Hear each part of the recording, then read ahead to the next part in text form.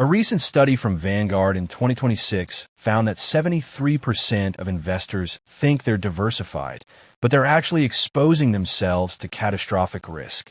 If you think owning a bunch of different stocks means you're protected, you're making the same mistake that cost investors billions during the last 3 market corrections. I'm going to show you the 7 diversification mistakes that are quietly destroying portfolios right now, and more importantly, exactly how to fix them. By the end of this video, you'll know how to build a portfolio that can actually withstand market chaos, not just look good on paper. Let's start with the biggest lie in investing that almost everyone believes. Mistake number 1. Thinking that owning multiple stocks equals diversification. This is the classic trap. You could own 50 different stocks and still have 0 real diversification. Here's why. If all 50 stocks are in the tech sector, or all in the United States market, or all in large cap companies, they're all going to move together when the market crashes. In March 2026, we saw this exact scenario play out. Investors with dozens of tech stocks watched their entire portfolio drop 32% in 3 weeks. Real diversification means owning assets that don't move in lockstep. When one goes down, another should stay stable or even go up. This brings us to mistake number 2, ignoring asset class diversification completely. Most people's portfolios look like this: 90% stocks, maybe 10% bonds if they're being careful. That's not a strategy, that's gambling.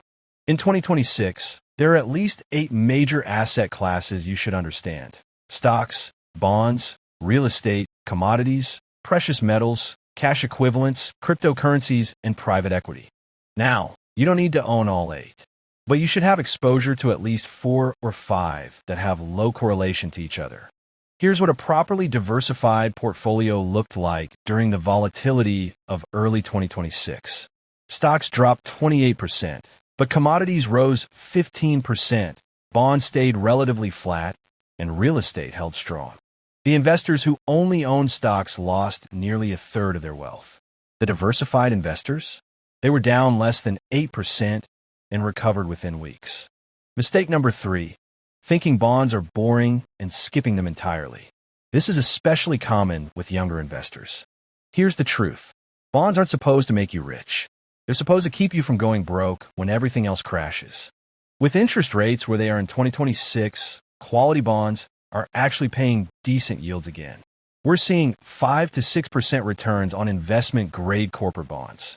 A good rule of thumb: take your age and put at least that percentage in bonds and cash.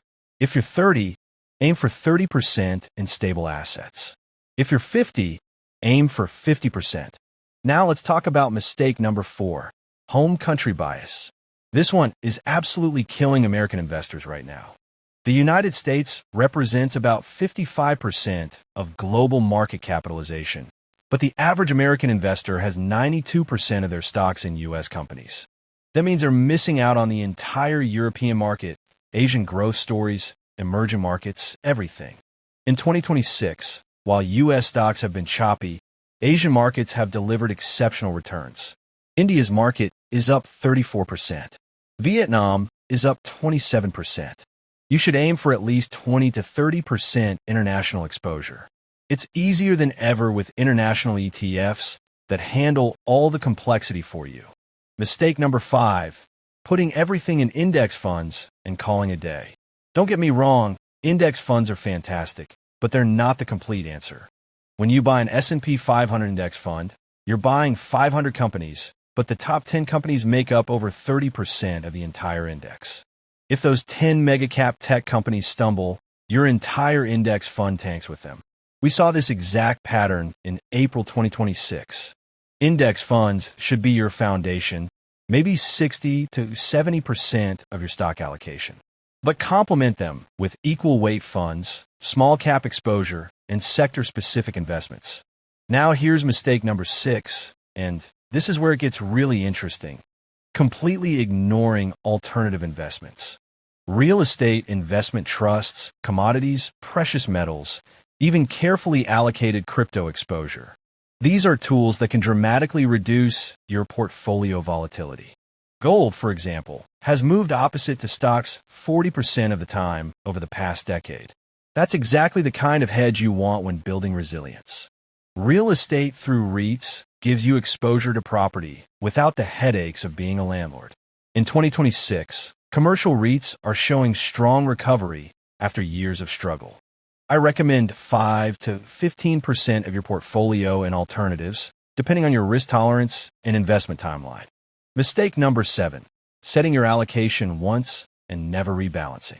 This is how diversified portfolios become undiversified over time. Let's say you start with 60% stocks, 30% bonds, 10% alternatives.